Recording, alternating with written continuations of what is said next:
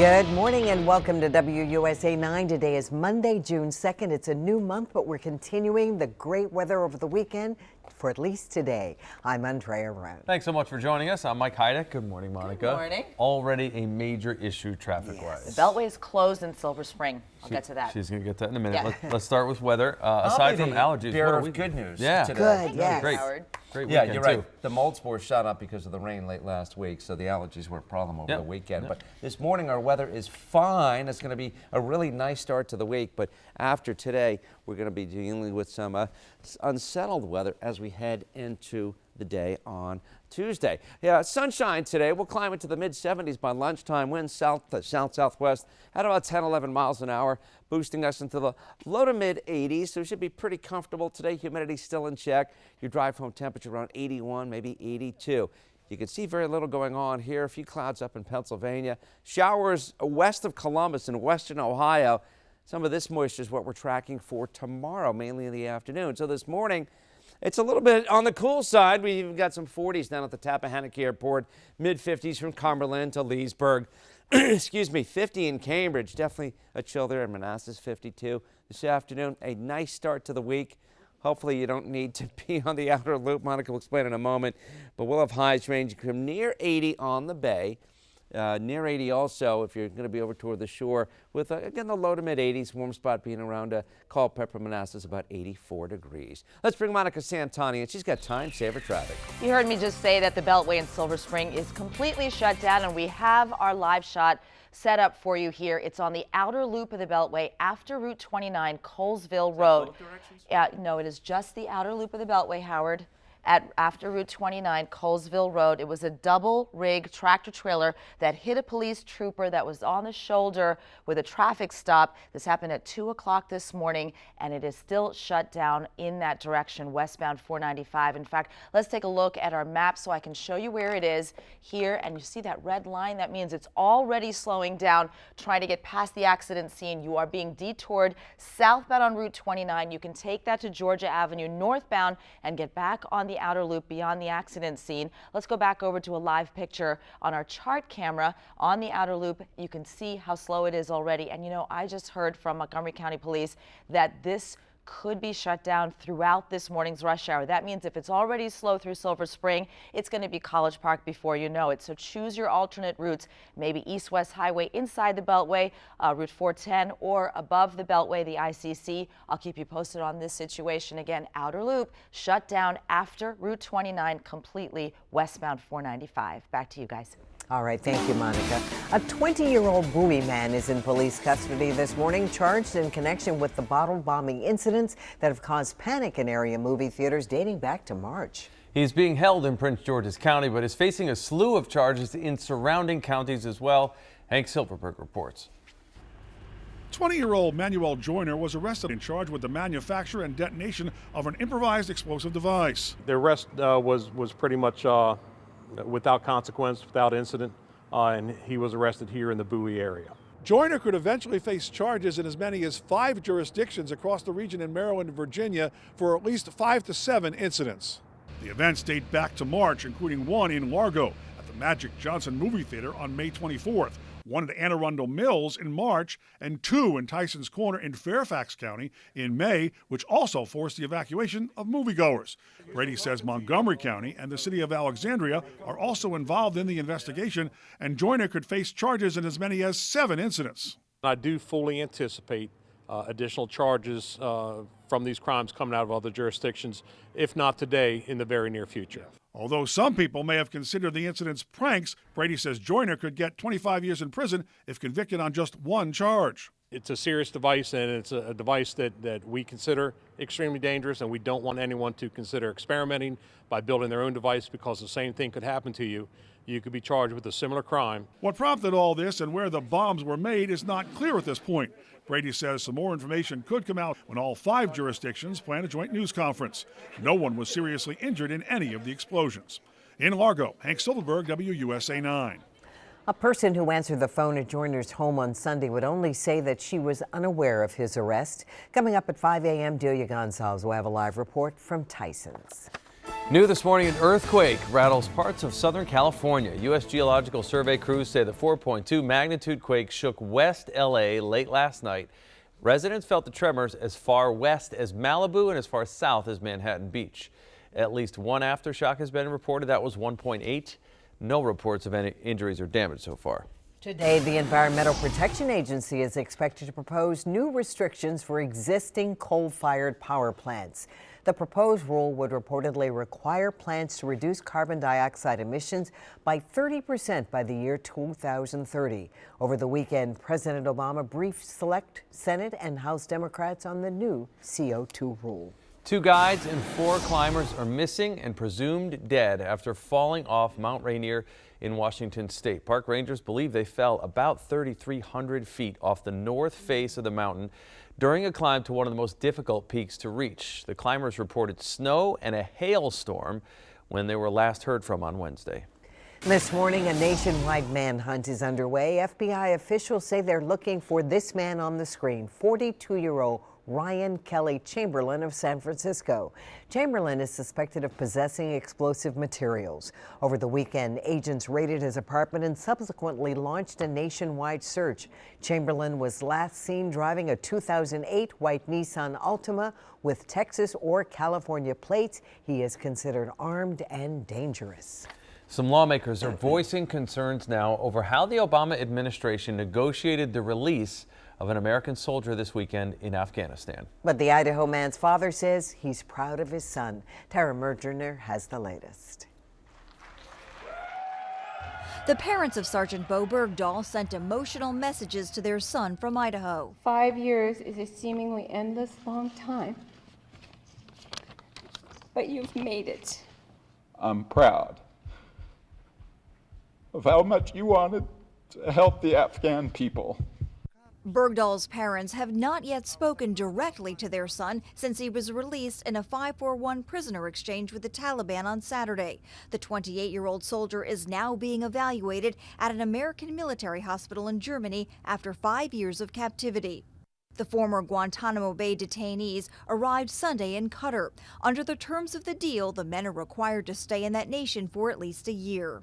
But some Republican lawmakers are concerned that the Obama administration released dangerous fighters that many consider to be terrorists. These are the hardest of the hardcore. These are the highest high-risk people. Defense Secretary Chuck Hagel says the U.S. did not negotiate with terrorists. This was a prisoner of war exchange. He was a prisoner. Hagel also defended the Obama administration's decision not to notify Congress or the Afghan government that the deal was unfolding. He said intelligence indicated that Bergdahl's health was deteriorating. Tara Mergener for CBS News, the White House. Now, Bergdahl was captured by the Taliban in 2009 in eastern Afghanistan after reportedly wandering off the base unarmed. 7 people, including a prominent Philadelphia businessman, are dead this morning after the small plane they were on crashed near Boston over the weekend. Now the National Transportation Safety Board is trying to figure out why. Officials say the jet simply burst into flames Saturday night, killing everyone on board, including Lewis Katz. He's the new owner of the Philadelphia Inquirer newspaper, Philly.com, and the Philadelphia Daily News. NTSB officials say the investigation to figure out what went wrong could take months. A man is in custody this morning suspected of opening fire on a Jewish museum in Brussels last week. Officials say Mehdi Nemouche is a Frenchman with alleged ties to Islamic rebels in Syria. Police say in a 1-minute rampage, Nemouche opened fire at the museum, killing an Israeli couple from Tel Aviv and a French woman. He allegedly used an AK-47 assault-style rifle. NASA plans to test its giant Mars parachute this week. On Tuesday, the Hawaiian island of Kauai will be the backdrop for the parachute's experimental test flight. The agency will launch the saucer-shaped vehicle in preparation for its potential mission on the red planet. NASA has plans for a couple more test flights next year before using the new parachute on a Mars mission. There are some allegations this morning that Qatar paid millions of dollars in bribes to secure the 2022 World Cup. That's according to the Sunday Times. The paper claims it can prove Qatari football official Mohammed bin Hammam paid $5 million to bring the soccer tournament to the small country. Qatar's World Cup organizing committee is denying those allegations. Another billion-dollar bailout. That story's coming up in today's Your Money Report. Plus, the coast is clear today, but a yellow alert may be brewing later in the week. Howard's First Alert forecast coming up next. And we want you to be our next fan of the day. Just go to our WUSA 9 Facebook fan page, fill out the form, and be sure to include a link to your favorite picture. And this week's fan will win a $250 gift certificate to Persona Doctors. It's a weight loss and age management center. We'll have the Facebook fan of the day coming up in about an hour. We'll be right back.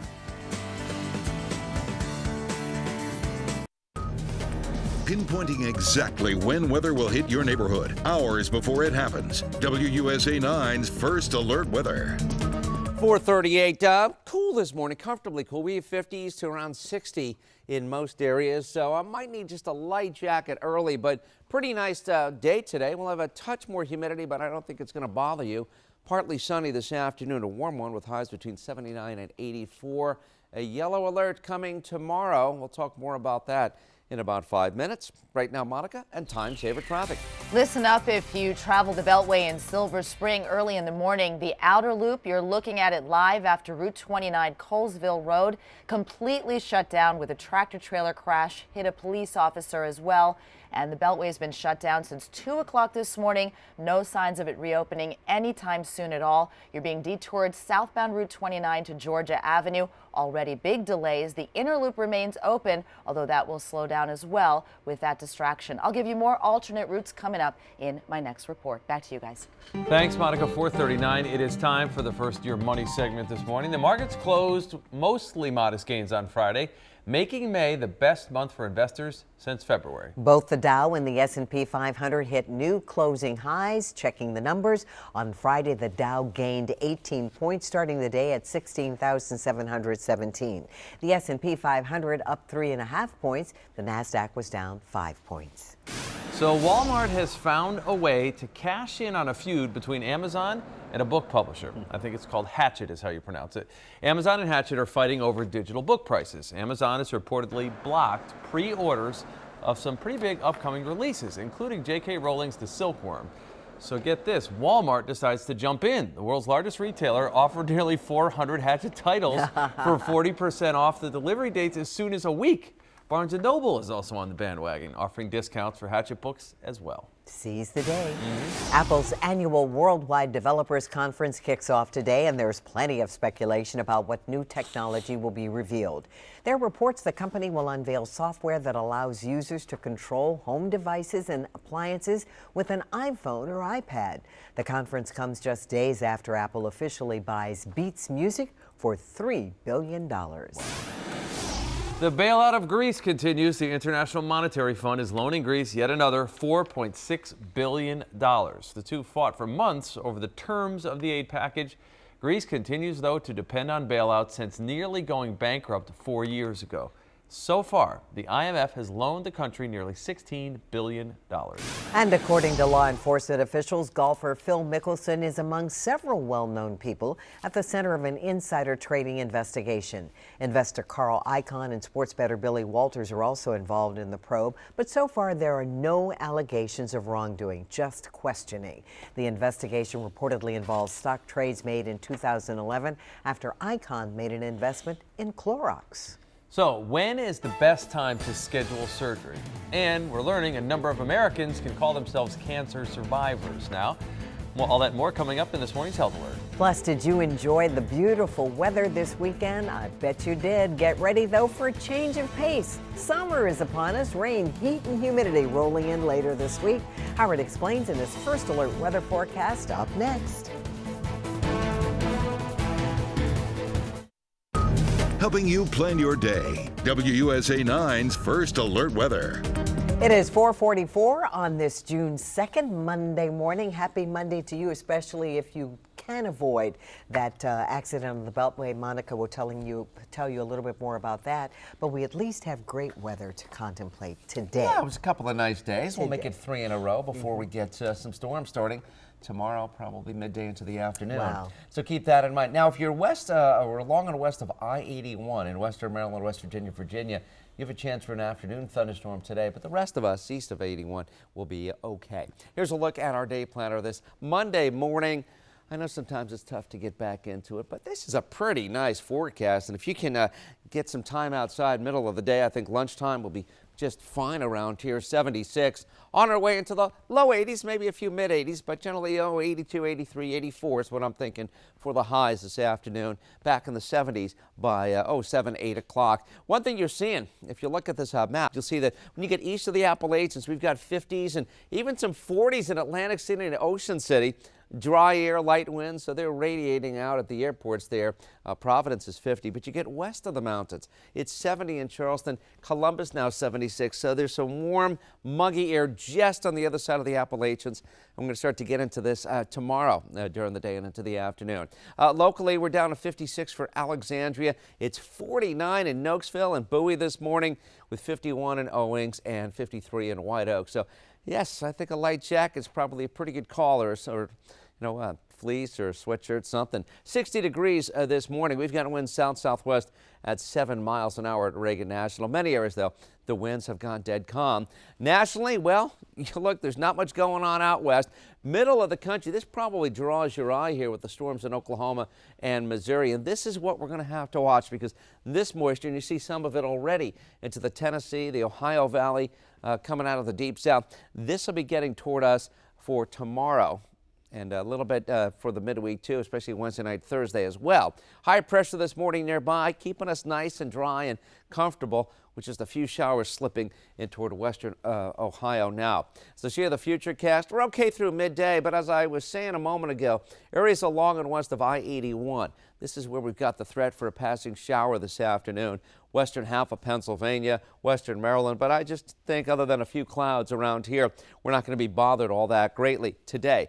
Tomorrow morning's going to be fine, but as we get into the middle of the day, especially in the afternoon, look at the showers and storms that will be scattered about here through the afternoon hours into the evening hours. Things will settle down after dark tomorrow, so that Wednesday looks like that's going to be a pretty nice day as well. You know, there's a slight chance we could see something pop Wednesday afternoon, but I think the better chance will be Wednesday night and Thursday through Thursday morning and midday. So Thursday is likely to be a yellow alert day as well. But wouldn't you know it, right now, the weekend looks pretty good.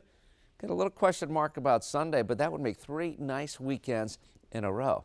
Looking at the forecast, today's going to be fine, 83, 84. Tonight, not as cool. We should stay above 60, low to mid 60s, a little bit more humidity. Tomorrow, 88, mainly afternoon showers and storms. If they come early, we may have to drop that number. Warm and humid. Real summer feel to it on Wednesday with a high of 88. I mean, it is June after all. As we head, oh, by the way, Wednesday, with the Nats are home tomorrow through Thursday now. Wednesday, we've got that game Wednesday evening on Channel 9 here. 83 Friday. Saturday's game also on Channel 9. And Sunday, just a slight chance of a storm later in the day. 86. Here's Monica now with a look at time-saver traffic. And if you travel the outer loop, pay attention. Absolutely, and this is going to be a long-standing crash. We're looking at it live from our photojournalist Kevin King on the scene here. Outer loop after Route 29 Colesville Road. That's the westbound side of I-495, completely shut down. This happened at 2 o'clock this morning, where a tractor trailer hit a state trooper that was making a traffic stop on the shoulder. We believe that the trooper will be okay, but it also ruptured its saddle tank, and so they're dealing with the fuel spill, the investigation, and the cleanup. This is going to take the remainder of the rush hour, I believe. In fact, let's take a look at our MDOT camera, and this is what I'm going to use to convince you not to get on the Beltway outer loop side heading toward Colesville Road. If it already looks like this at 4:48 in the morning, imagine what it's going to look like the remainder of the rush hour. So let's go to our maps, and again, this is where it happened on the outer loop westbound 495. They're diverting you southbound onto Route 29 and northbound on Georgia Avenue past the accident scene, but I'm suggesting that you avoid this altogether. Use east-west highway below the Beltway and ICC above the Beltway instead. Those are going to be your big alternate routes. I'll have more coming up, of course. Back to you guys. Wow. All right, that is ugly, to say the least, at this early time in the morning. Well, are gas prices on top of that driving you crazy? WUSA 9 wants to help you find the cheapest places to fill up. We're checking AAA's website every day to find you the best and worst prices in your area. In Gaithersburg, at the W Express on Frederick Avenue, you'll pay $3.65 a gallon. The most expensive gallon of regular unleaded in Gaithersburg Petersburg is the Shell on Quince Orchard Road. I'm familiar with that one. You're going to pay $3.86. This is all according to AAA Mid-Atlantic website. And we're not just tracking cheaper gas prices for you. We are also going to help fill your tank for the entire summer. All you have to do is text the word gas to 25543, and that will show you where to enter to win $1,000 in gas from WUSA 9. The sweepstakes runs until June 20th, so enter now. That's June 20th. Enter now. Text gas to 25543. In this morning's health alert, some good news. People with cancer are living longer. The American Cancer Society now estimates that by 2024, the number of cancer survivors in the United States will rise from 14.5 million to nearly 19 million. Doctors say cancer detection and diagnosis, along with more effective treatments, are some of the main reasons why they are counting more survivors. Scientists at the University of Colorado are working on a breath test to detect lung cancer. The goal is to develop an inexpensive test that can distinguish between lung cancer and COPD, chronic obstructive pulmonary disease. If successful, researchers believe the test could revolutionize lung cancer screening and diagnosis. A new study shows the risk of death from surgery is greater on the weekend and in the afternoon. So don't schedule your surgery at that time. That's the point. Researchers say the standard of care may be different at some hospitals at the off hours, but another explanation is that there could be more emergency surgeries involving seriously ill or injured patients on the weekends. It's 4:51. About a quarter of breast cancers occur in women under the age of 50. The treatment necessary to battle the cancer can trigger early menopause, and in young women it can lead to infertility. Now some new research shows that a drug can help preserve the ovaries of young breast cancer patients. Alexis Christophorus reports. Stephanie Mozio was given a breast cancer diagnosis when she was just 29 years old. We were very concerned that we weren't ever going to be able to have children, and we wanted kids. She needed 8 rounds of chemotherapy, which can trigger early menopause and lead to infertility. During her treatment, doctors at the Cleveland Clinic gave Stephanie the option of taking Gazerolin, a hormone-blocking drug they thought might help. Basically, it's putting the woman into a temporary menopause in the hopes that by resting the ovaries during chemotherapy, she'll have a lower risk of long-term menopause. A new study of 218 premenopausal women with early breast cancer finds those who were given the drug were less likely to have their ovaries fail after chemotherapy, and they were also more likely to have successful pregnancies. I think now we are confident that this is a treatment that will help our patients who are interested in preserving ovarian function. 9 months after completing treatment, Stephanie found out she was pregnant. We were ecstatic. I couldn't believe it. Stephanie is now 38, the mother of 2 girls, and very grateful she had the opportunity to take the hormone-blocking drug. Our whole story would be ending differently. I don't take a single day for granted. I'm very, very blessed that we were given the family that we were given. Alexis Christophorus, CBS News. This new research is being presented at the annual meeting of the American Society of Clinical Oncology. The study also found the women who received the hormone-blocking drug had better overall survival rates, but researchers say more study is needed to confirm those findings. It is 4:53. Let's take a look at the question of the morning on our Facebook fan page. In a survey, 8% of men say they have done this to impress a woman. Is it A, get a haircut, B, take dance lessons, or C, organize their bathroom? Post your guests and comments on our WUSA 9 Facebook page. We'll reveal the answer in our 6 a.m. hour. We'll be right back. Keeping your family safe. WUSA 9's First Alert Weather. 4:56. We're generally clear this morning. Temperatures in the 50s to about 60. As we go through the morning, pretty quiet out there. Should be a comfortable morning, 66 by 9. Lunchtime could see some pop-up showers near the Virginia-West Virginia border, but dry here, comfortable, 76. And then this afternoon, the threat for a shower storm along and west of I-81. We're going to be in great shape here in the D.C. metro region. Your highs today in the most of them in the low 80s. Monica. The big story this morning, since 2 o'clock on the outer loop of the Beltway, all lanes shut down westbound I-495 after Route 29, Colesville Road. You're looking at a live picture as we speak. It was a tractor trailer involved and a fuel spill, and we're hearing from Maryland State Police that this could be the case throughout the morning rush hour. I will give you alternate routes and what to expect for your morning commute coming up in my next report. Back to you guys. Love locks. They first started to pop up around Europe over a decade ago, but now they are beginning to appear on New York City's Brooklyn Bridge. They're padlocks symbolizing the love between two people. And they may seem harmless, but New York City officials say they actually pose a real problem. They could possibly be removed. The concern, they could fall on the cars below crossing the bridge. Jim Axelrod reports. Newlyweds Matthew Latcham from England and Amanda Suarez were looking for a small symbol of their big day. This lock and the Brooklyn Bridge did the trick. The bridge itself is quite a good symbol for our love, and clipping a heart-shaped lock to the bridge, it just shows sort of the strong bond, really. Their lock is not alone. Hundreds of padlocks crowd the bridge's fences and steel cables, left by couples to symbolize the strength of their bonds. Love locks first started to appear in Europe more than a decade ago. Tens of thousands of locks now hang from bridges in Paris. And not everyone is a fan of the city of love becoming the city of locks. I think it's stupid. Paris is a very beautiful city, but it's not necessary to put all this thing. Sections of the famed Pont des Arts actually had to be replaced last summer. Weakened, if not by all the love, by all the locks. Tourists are now being asked to send e-love locks instead. Now that visitors have brought the tradition to New York City, officials are faced with a costly problem. In Europe, the locks were attached to footbridges. In New York, that's not the case. The city's Department of Transportation says it has cut 5,600 locks from the Brooklyn Bridge since last summer, worried they could fall below onto vehicles. Kayla O'Day understands the concerns. If it really is damaging the bridge, then I would want to preserve the bridge. I guess people should find another way to lock in their love. But Latcham and Suarez are both content to have a piece of their love live on this bridge and resign that it won't last forever. Their lock, not their love. That was Jim Axelrod reporting.